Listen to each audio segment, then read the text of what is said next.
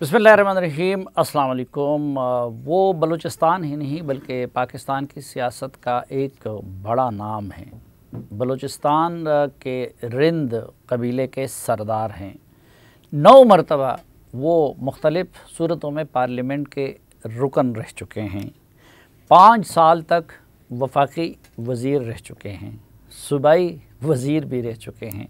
और उनकी एक इनफरादियत ये भी थी कि 2008 से 2013 तक बलूचिस्तान की जो सूबाई असम्बली थी तो उसमें वो तन्हा अपोजिशन मेंबर और अपोजिशन लीडर थे। 2015 में उन्होंने पाकिस्तान तहरीक-ए-इंसाफ में शमूलियत इख्तियार की। बलूचिस्तान असम्बली के अंदर आज भी PTI के अपोजिशन लीडर हैं और PTI के सूबाई ऑर्गेनाइज़र और सूबाई सदर भी रहे, मरकज़ी कोर कमेटी के रुकन भी हैं और वज़ीर आज़म इमरान ख़ान के माविन ख़ुसूसी हैं बराए वाटर, पेट्रोलियम और पावर बलूचिस्तान के लिए। तो यकीनन आप पहचान गए होंगे मेरे आज के मेहमान वज़ीर आज़म के माविन ख़ुसूसी जनाब सरदार यार मोहम्मद रिंद साहब। बहुत शुक्रिया रिंद साहब हमें वक्त देने के लिए। वज़ीर आज़म के आप माविन ख़ुसूसी हैं बलूचिस्तान की इन वज़ारतों के लिए, तो मामला कैसे चल रहा है? सबसे पहले तो मैं यहाँ से स्टार्ट नहीं लेना चाहता था, मगर क्योंकि अभी आपने क्वेश्चन किया है तो ये मैं आपको बताता चलूँ कि इस वक्त जो स्पेशल असिस्टेंट टू मैं प्राइम मिनिस्टर था पेट्रोलियम का, वाटर, पावर और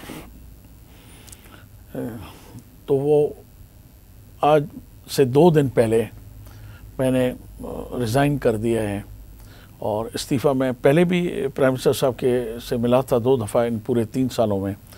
तो आखिरी दफ़ा जब मैं मिला था तो मैंने उनसे रिक्वेस्ट की थी कि सर जो ज़िम्मेदारी आपने मुझे दी थी बलूचिस्तान के हवाले से वाटर, पावर, गैस, तो यहाँ तो न मुझे कभी आपने ज़हमत करके बुलाया, न कभी आपके किसी मीटिंग में, न बलूचिस्तान के हवाले से, न डिपार्टमेंट के हवाले से। आपके जो मरकज़ी सूबाई अपने फेडरल मिनिस्टर्स हैं उन्होंने कभी भी ज़हमत नहीं की और न डिपार्टमेंट ने ज़हमत की कि मुझसे कोई रब्ता करते, मुझसे एडवाइस लेते, मुझसे मशवरा ही ले लेते, क्योंकि मैं उन एडवाइज़र्स में हूँ जिन्होंने न तनख्वाह ली है आपसे, न आपसे कोई कन्वेंस ली है, न आपसे कोई किसी किस्म का बिल्कुल कोई भी बतौर मुआविन ख़ुसूसी आपने कोई मराहत नहीं ली? कोई 1 रुपए की भी आज तक 3 साल में मराहत मैंने नहीं ली है। लेकिन अभी आप मुस्ताफ़ी हो चुके हैं, 2 दिन पहले आपने इस्तीफ़ा दे दिया है। मैं अपनी तरफ से मुस्तफ़ी हो चुका हूँ। मैंने वज़ीर आज़म साहब को पहले भी जाके रिज़ाइन दिया था तो उन्होंने कहा नहीं रिंद साहब आप रुक जाएँ, इंशाल्लाह सारे मसले हम बलूचिस्तान के आपके डिपार्टमेंट के सारे हल करेंगे, उस वक्त तक आप रिज़ाइन ना करें। तो अभी फिर वो बुला के बना लें तो वापस तो नहीं लेंगे ये या हतमी फ़ैसला है आपका? मेरी तरफ से तो मैं रिज़ाइन कर चुका हूँ और मेरी तरफ से तो ये हतमी फ़ैसला है। अब मुझे उम्मीद है कि प्राइम मिनिस्टर साहब के ऊपर जो हम मेरे ख़्याल में बलूचिस्तान के हवाले से लोगों का जो ख्याल है कि मैं उनका कोई मावन ख़ुसूसी हूँ, स्पेशल असिस्टेंट हूँ, तो मेरा तो ऐसा कोई किरदार ही नहीं है। तो मेरे ख़्याल में ये ज़िम्मेदारी अगर प्राइम मिनिस्टर साहब किसी और को दे दें तो मुझे बहुत खुशी होगी। नहीं, आपको खुशी होगी। लोग तो सियासत इसलिए करते हैं कि वजारत मिल जाए, माविन ख़ुसूसी बन जाए।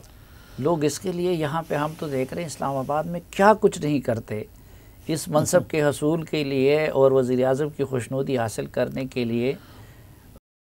चापलूसी, खुशामद, सिफारिश उसकी इंतहाओं तक जाते हैं और आप ख़ुद ओहदा छोड़ रहे हैं। क्यों?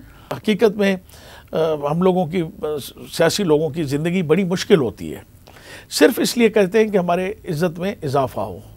हम गए भी खान साहब के लिए इसलिए थे कि उन्होंने जो वायदे, वईद, किस्से, कहानियाँ की थी, तो हम समझे कि खान साहब एक पढ़े लिखे इंसान हैं और उनका कैरियर भी पूरा यूरोप में गुजरा है।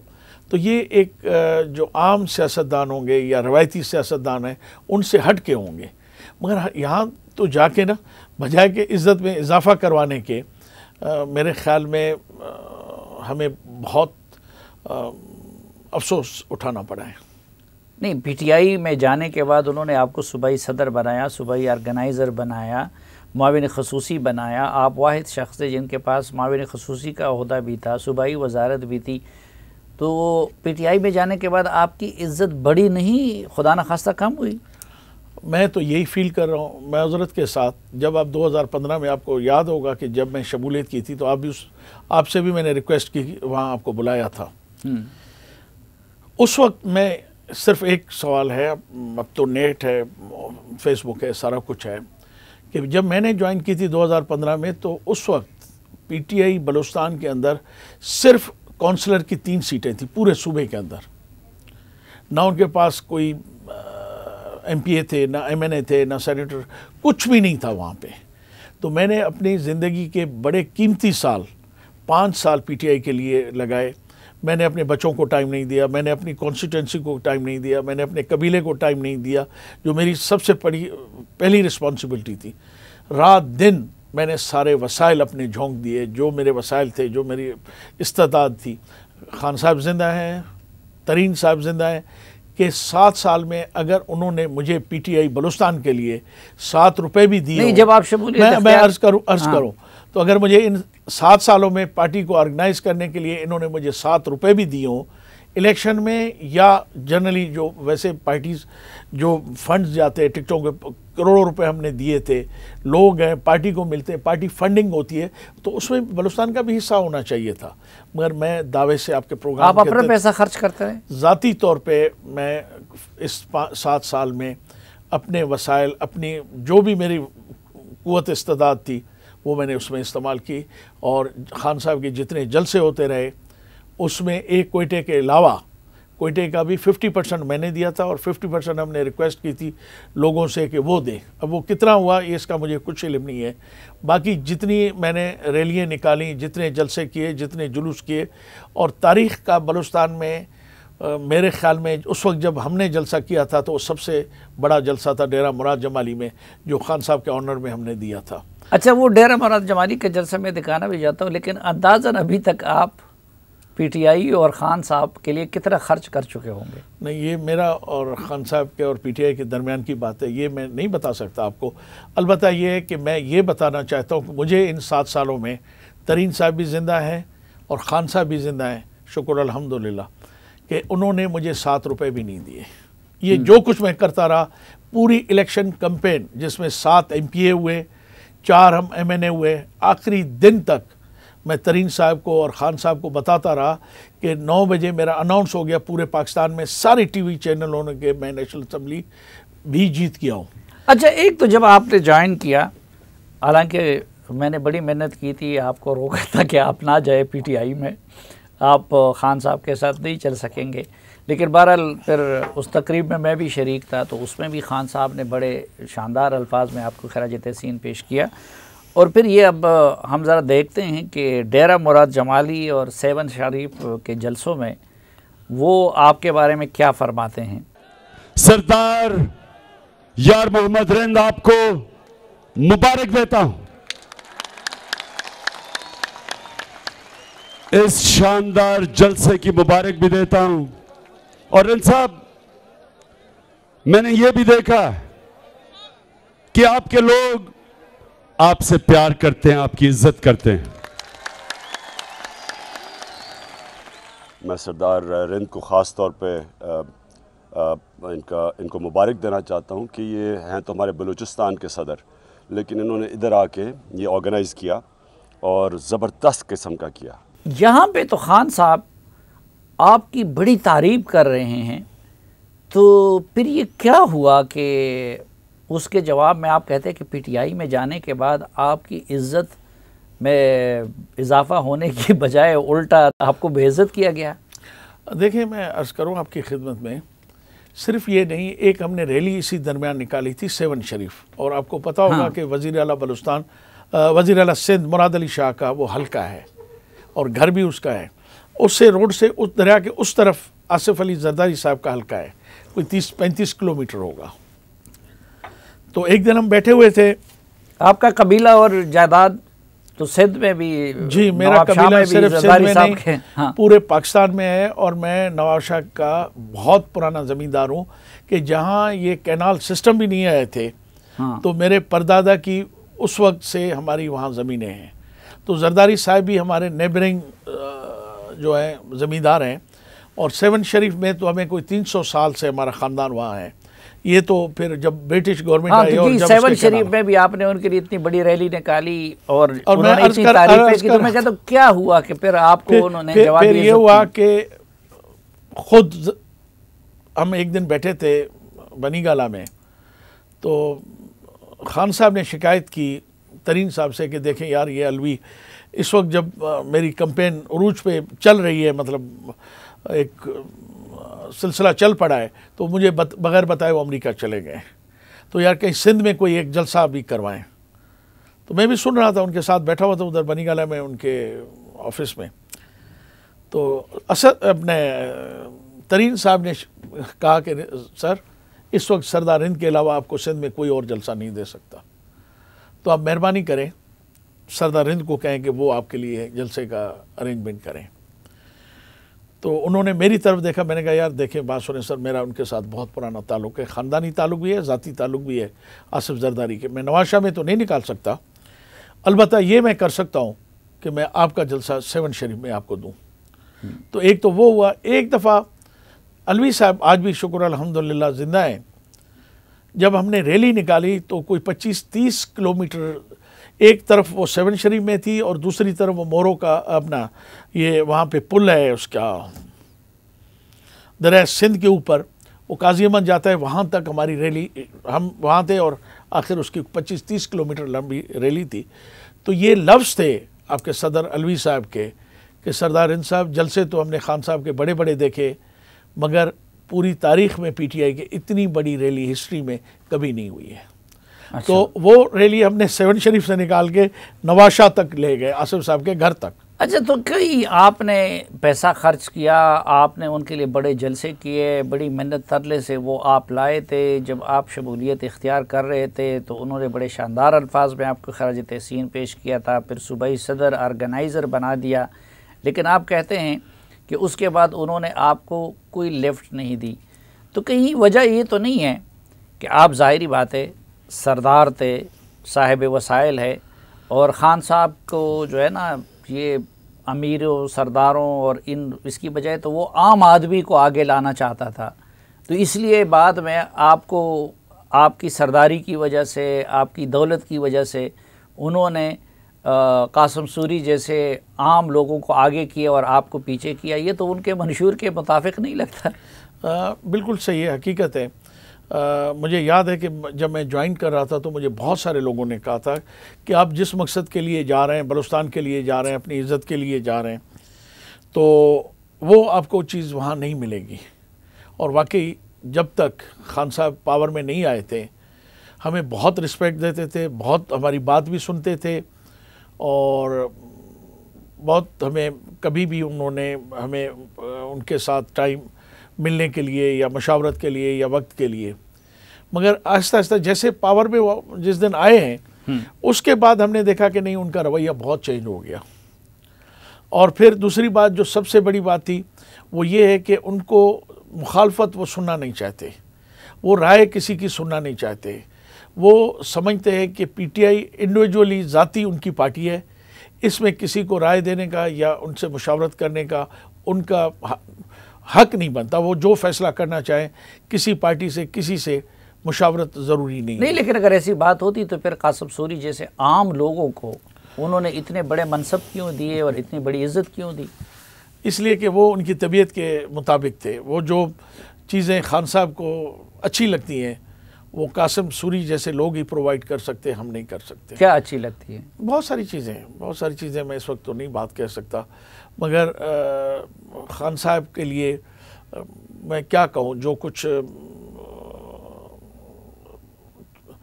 اب میں مثلاً میں کوئی وضاحت آپ کے پروگرام میں نہیں دے سکتا. بہرحال قاسم جیسے لوگ ان کو بہت اچھے لگتے ہیں، اور ان کو وہ لوگ اچھے لگتے ہیں جو جا کے ٹی وی پروگرام میں بیٹھیں، میڈیا میں بیٹھیں، اگلوں کو بے عزت کریں، ان کو 2 گالیاں دیں اور خود 2 گالیاں سن کے واپس آ جائیں. ہمارا تو خاندان، ہماری جو اسٹیٹس ہے، جہاں ہمارے جو ہمیں اللہ نے مقام دیا ہے، نہ ہم خود کسی کے ہاتھ سے بے عزت ہونا چاہتے ہیں، نہ کسی کو بے عزت کر سکتے ہیں. لیکن تو خان صاحب یہ کو وجہ یہ چیز لگی، بہت بری لگی، اور آہستہ آہستہ ہم ان سے دور ہوتے گئے. ہم نے ہر جگہ ان کو پروٹیکٹ تو کیا، ہر جگہ ان کو کوئی مقام ایسا نہیں آیا کہ ہم نے خان صاحب کو پروٹیکٹ نہیں کیا ہو بلوچستان میں. اب تو سارا دن بلوچستان میں گالیاں پڑتی ہیں، کوئی ان کو جواب دینے والا بھی نہیں ہے. کسی میں اتنی اخلاقی جرت ہی نہیں ہے بلوچستان میں کہ کسی بلوچ سردار نواب کو یا کسی بڑے آدمی کو وہ جواب دے سکے.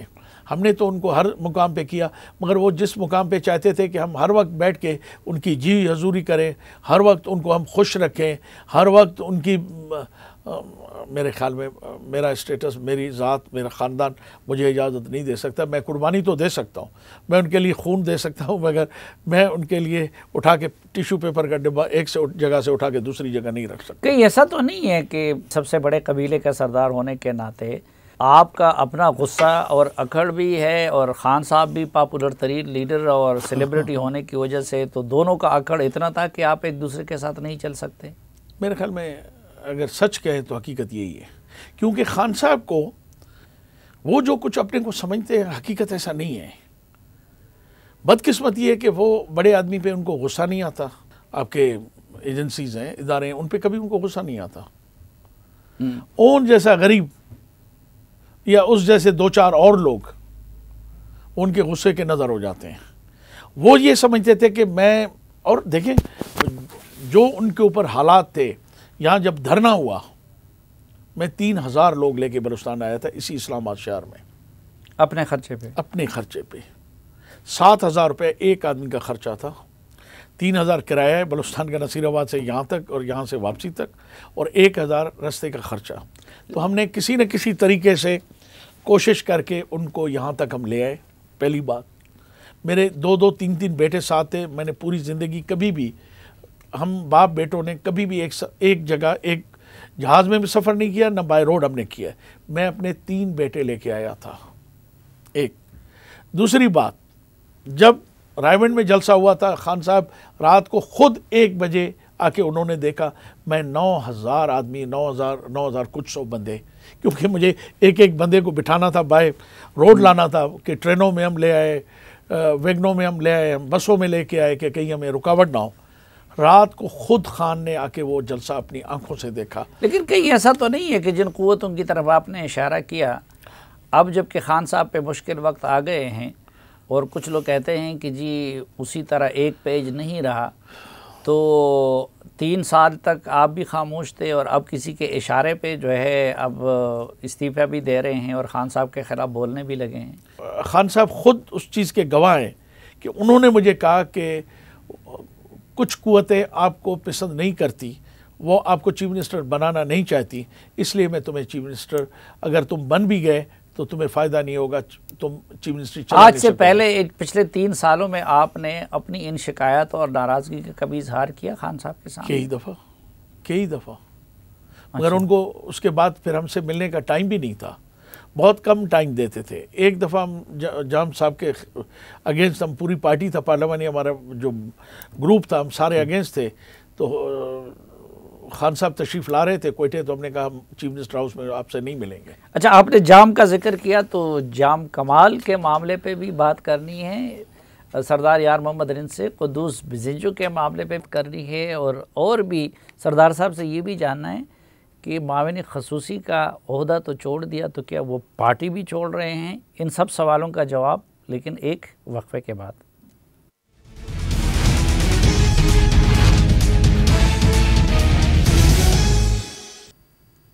ایک بار پھر خوش آمدید آپ کو جرگے میں. ہمارے ساتھ ہیں سردار یار محمد رند صاحب. رند صاحب، آپ نے وزیر اعظم کے معاون خصوصی کے منصب سے تو استعفیٰ دے دیا، لیکن آپ پارلیمانی لیڈر بھی ہیں بلوچستان اسمبلی میں پی ٹی آئی کے، تو کیا اس سے بھی استعفیٰ دے رہے ہیں اور پارٹی سے بھی استعفیٰ دے رہے ہیں؟ صافی صاحب، مسئلہ یہ ہے کہ پارلیمانی پارٹی تو مجھے جو لیڈر وہاں بنایا گیا ہے، تو وہاں کے ایم پی ایز نے مجھ پہ ٹرسٹ کیا، اعتماد کیا. جب تک وہ ان کا اعتماد ہوگا ٹھیک ہے. جس دن انہوں نے کہا کہ نہیں جی ہم آپ کو ہٹاتے ہیں تو مجھے کوئی اعتراض نہیں ہوگا. پہلی بات. جہاں تک پارٹی کا تعلق ہے، جب میں پارٹی جوائن کی تھی تو میں نے بہت سارے اپنے رفقا کو ساتھ لے کے گیا تھا، ان سے صلاح مشورہ کیا تھا، اپنے قبیلے کو اعتماد میں لیا تھا، اپنے حلقے کو لیا تھا. تو میں اکیلا یہ ابھی پارٹی چھوڑنے کا فیصلہ نہیں کر سکتا.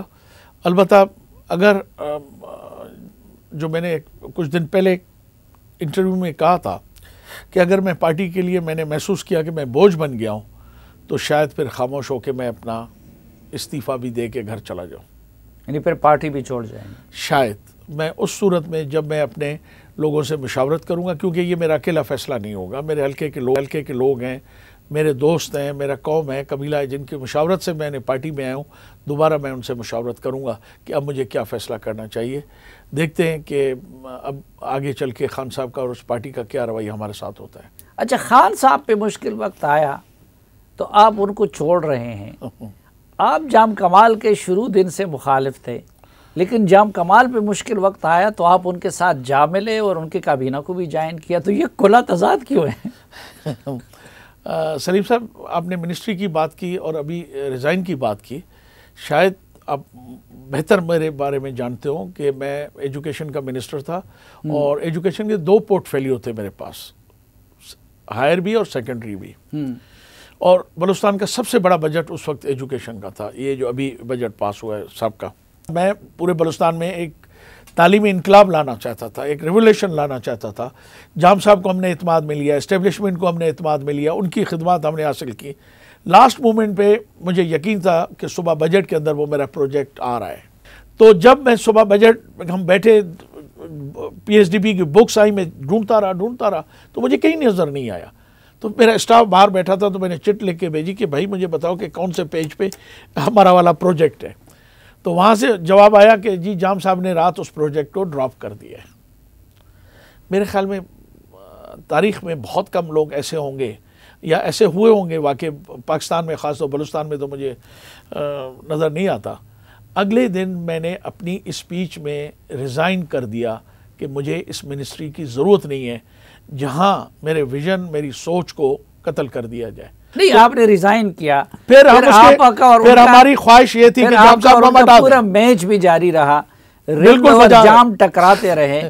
لیکن جب جام پہ مشکل وقت آیا، جب جام پہ تو رند نے اس کو تھام لیا. جام کو رند نے تھام لیا. تو میں کہتا یہ کیا ہوا؟ میں عرض کروں آپ کی خدمت میں، کیونکہ جام صاحب 3 دفعہ میرے گھر پہ چل کے آئے تھے اور میں ایک بلوچ سردار ہوں. جب میں کسی سے کمٹمنٹ کرتا ہوں کہ بس ٹھیک ہے جام صاحب میں اب آپ کی مدد کروں گا، تو فوراً بعد اس پہ برا وقت آیا تو میں بحیثیت رند سردار میرا فرض بنتا تھا کہ میں اس کے برے وقت میں کھڑا رہوں.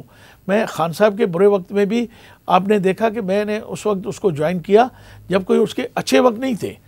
آپ کو پتہ ہے یہ الزامات لگتے رہے ہیں کہ کچھ طاقتیں ان کو یہاں سپورٹ بھی کرتی رہیں، مگر بلوچستان میں پی ٹی آئی کو نادیدہ قوتوں نے سپورٹ نہیں کی.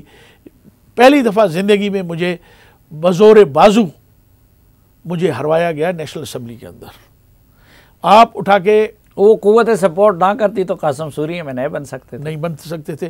اس لیے کہ 26,000 پاؤں کے انگوٹھوں کے نشان ہیں. مگر مجھے یقین ہے کہ میرے جیسا فیصلہ سپریم کورٹ نہیں کرے گی جو میرے ساتھ انہوں نے کیا تھا.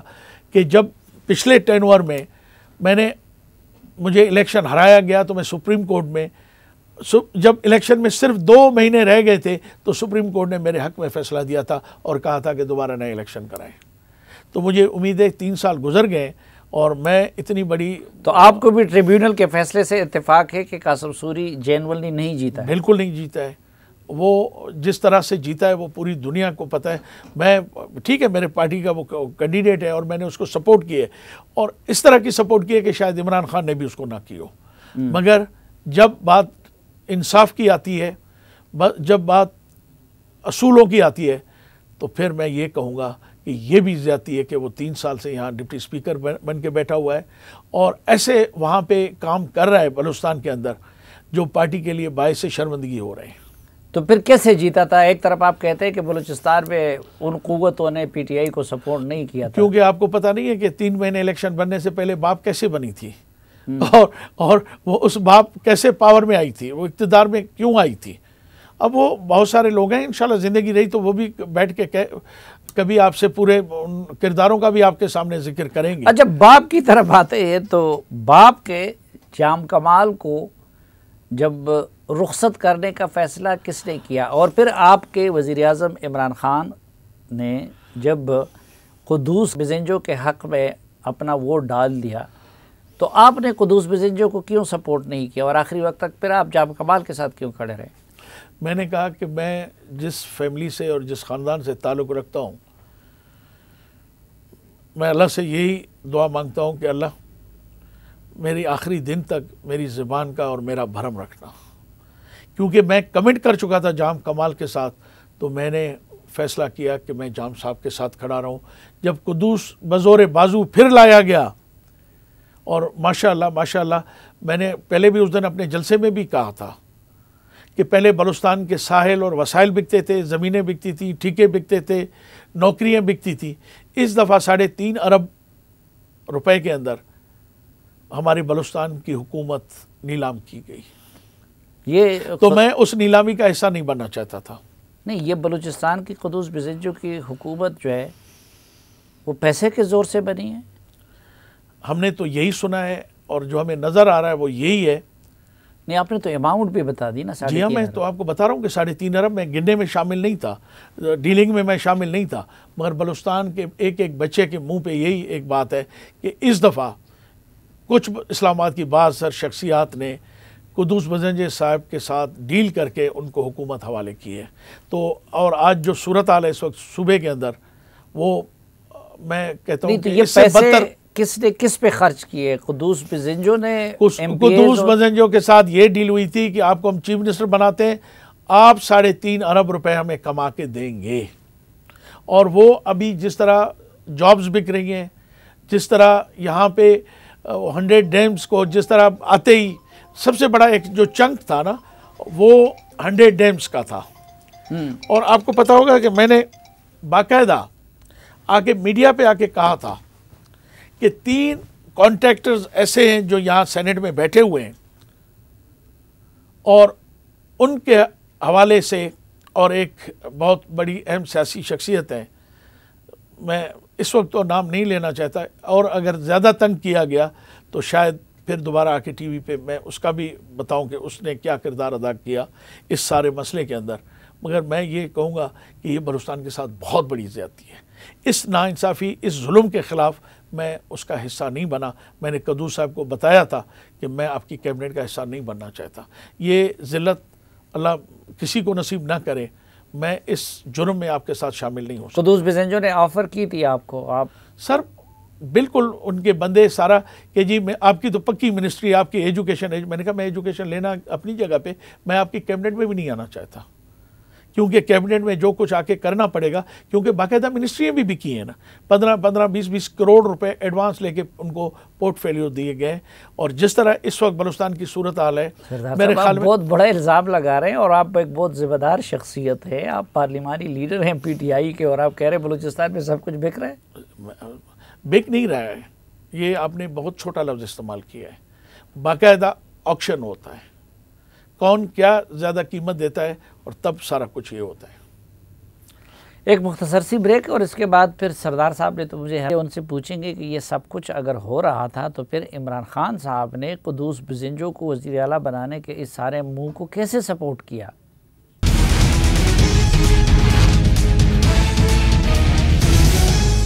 ایک بار پھر خوش آمدید آپ کو جرگے میں. سردار صاحب، اس سے پہلے آپ کہہ رہے تھے کہ اربوں روپے میں وہ وزارت اعلیٰ بکی ہے بلوچستان کی، اور جام کمال کی جگہ قدوس بزنجو کو لایا گیا ہے. تو عمران خان صاحب جس کی پارٹی کے آپ پارلیمانی لیڈر ہے، تو وہ تو بھی قدوس بزنجو کو سپورٹ کر رہے تھے اور اس تبدیلی کو سپورٹ کر رہے تھے. دیکھیں، وہ جام صاحب کو بھی تو سپورٹ کر رہے تھے نا. جام صاحب بھی تو ہمارے بہت بڑے الائز ہیں. یہاں پہ ان کے بھی 5-6 ووٹ ہیں یہاں پہ نیشنل اسمبلی میں. تو کیونکہ جام صاحب نے تو میرے ساتھ بہت برا کیا.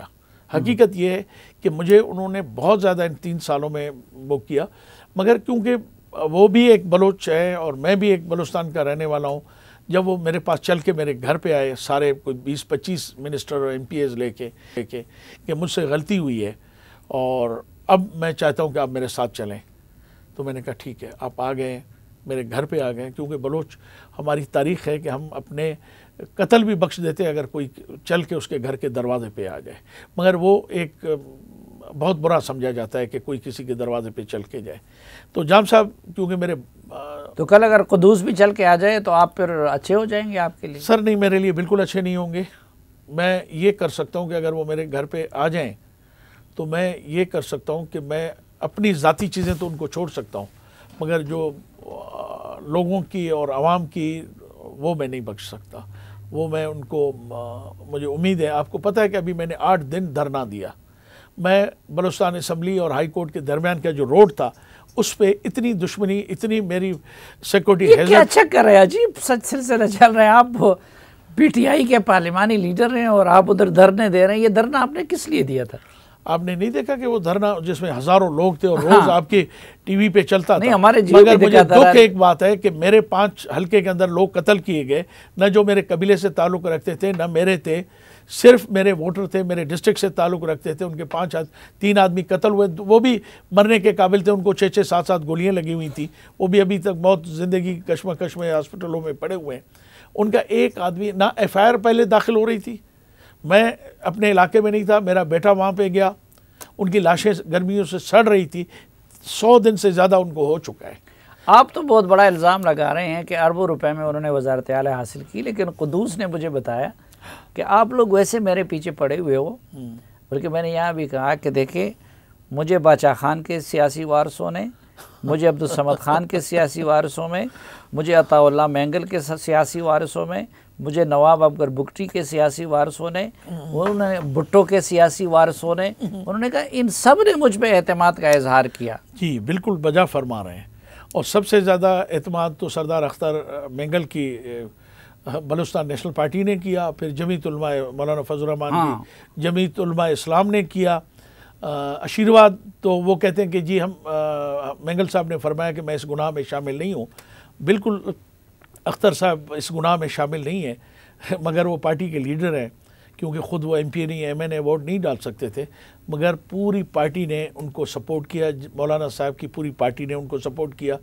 اب ماشاءاللہ ایک نیا کردار ہماری اپوزیشن ادا کر رہی ہے، وہ اپوزیشن کا بھی کردار ادا کر رہی ہے اور گورنمنٹ کے جتنے پریویلیجز ہیں وہ بھی اویل کر رہی ہے۔ لیکن یہ اس کی وجہ یہ نہیں ہے کہ جام کمال صاحب کے رویے سے لوگ اتنے تنگ تھے کہ انہوں نے اس انتقام میں قدوس بزنجو کو اپنا وزیر اعلیٰ بنایا، اور یہ پیسوں کی ایسی کہانیاں ہیں؟ پیسے بالکل اپنی جگہ پہ حقیقت ہے، مگر جام صاحب کا رویہ بھی بہت سخت تھا اور میرے خیال میں نان کوآپریٹو تھا، وہ کسی سے تعاون نہیں کرتے تھے، کسی کی بات نہیں سنتے تھے، وہ پتہ نہیں ان کو کوئی ایسی یقین دہانیاں تھیں جن کی بنا پہ وہ شاید سمجھتے تھے کہ ان کے خلاف کبھی بھی ووٹ آف نو کانفیڈنس نہیں آئے گا۔ جب لوگوں نے عہد کر لیے، وعدے کر لیے، آپس میں قسم قرآن کر لیے، تو پھر بہت ساری چیزیں ممکن نہ ہو سکی جو ہونی چاہیے تھی۔ ویسے سردار صاحب آپ ناراض نہ ہوں، ایک سخت سا سوال کرنا چاہتا ہوں، آپ جو بلوچستان کے سردار ہیں یا لیڈر ہیں، بڑا رونا دھونا کرتے ہیں کہ جی بلوچستان کو حقوق نہیں مل رہے ہیں، بلوچستان کے حق کے لیے میں نے یہ کیا، بلوچستان کے لیے میں یہ کروں گا وہ کروں گا، لیکن عملاً پھر کرپشن بھی وہاں سب سے زیادہ ہے، وہاں وزارت اعلیٰ بھی بک رہی ہے، وہاں وزارتیں بھی بک رہی ہیں، وہاں پوسٹیں بھی بک رہی ہیں، اور ابھی مثلاً یا پھر ذاتی دوستیاں دشمنیاں آپ کی ہوتی ہیں کہ جام کمال آپ سے ناراض ہیں، آپ ان سے ناراض ہیں، وہ آپ کے گھر آ گئے تو سب کچھ ختم ہو گیا۔ تو میں اس حساب سے عمران خان صاحب یہ کلیم کر رہے ہیں، اور جام کمال بھی اس وقت کہتے تھے کہ جو کچھ بلوچستان کے لیے عمران خان نے کیا کسی اور نے نہیں کیا، اور اب قدوس بزنجو بھی یہ کہہ رہے ہیں، تو اگر بلوچستان کے حقوق ہی آپ لوگوں کا محور اور مرکز ہوتے تو پھر تو آپ کو عمران خان صاحب کا مشکور ہونا چاہیے تھا۔ بہت شکریہ، آپ نے بڑا مشکل سوال نہیں، میرے لیے آپ نے بڑی مہربانی کی کہ یہ آپ نے کوشچن کیا۔ اب دیکھیے گا، ریکارڈنگ دیکھیے گا کہ ڈیرہ مراد جمالی کے جلسے میں انہوں نے ایک بات، میں نے ان سے صرف ایک ہی بات کہی تھی کہ عمران خان صاحب آپ جب پرائم منسٹر بن کے آئیے گا تو اس پورے علاقے کے مقدر کا فیصلہ ہونا ہے، وہ ہے کچھی کینال، جس سے 9,70,000 ایکڑ زمین آباد ہونی ہے۔ آپ مجھ سے پرومس کریں کہ اس سے پچھلی حکومتوں نے صرف اس کو کمانے کا ایک ذریعہ کیا تھا، اور کرپٹ ترین جو پاکستان کے ہسٹری کے مشہور کرپٹ ٹھیکیدار تھے ان کو وہ ٹینڈرز دیے گئے اور ان کا پورا پیسہ مرکز کے اندر چلا گیا۔ تو آپ وعدہ کریں کہ جس دن آپ آئیں گے اس کچھی کینال کو مکمل کریں گے، تو وہ جو ان کی کمٹمنٹس ہیں وہ آپ اس کو دیکھ لیں۔ میں کہتا ہوں کہ آج بھی اگر اپنے عمران خان صاحب میرے کچھی کے بنانے کا اور اس کا آج کام کرنے کا وہ کہہ دیں، میری ناراضگی، میں ایک ایز اے ورکر اس کے اس مشکل وقت میں بھی میں اس کے ساتھ کھڑا ہوں گا، خواہ حالات کتنے بھی برے ہوں، مگر مجھے میرا، کیونکہ میں نے صرف اس لیے ان کو جوائن کیا تھا کہ یہ شخص آئے گا، میری ایک ہی اس کے ساتھ شرط طور پر بلوچستان کی محرومی میں عرض کروں نہیں دور کرنے کے لیے وہ جو کچھ کر رہے ہیں، کیا وہ نواز شریف اور زرداری سے اچھا نہیں ہے؟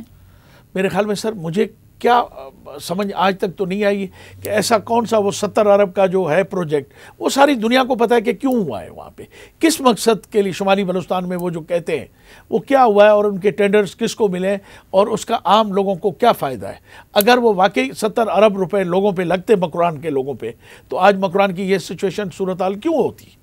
اور سب سے بڑی بات یہ ہے کہ 9 لاکھ ایکڑ زمین اگر بلوچستان کی آباد ہو، تو میں آج یہ آپ کے اس پروگرام میں گارنٹی سے کہتا ہوں کہ بلوچستان کی جو آج سچویشن ہے یہ چینج ہو سکتی ہے۔ مگر دوسری بات آپ نے کہا کہ جی آپ لوگ نہیں، اس میں سردار یار محمد رند نہیں ہے، اس لیے تو سردار یار محمد رند کو لوگ ایکسیپٹ نہیں کرتے۔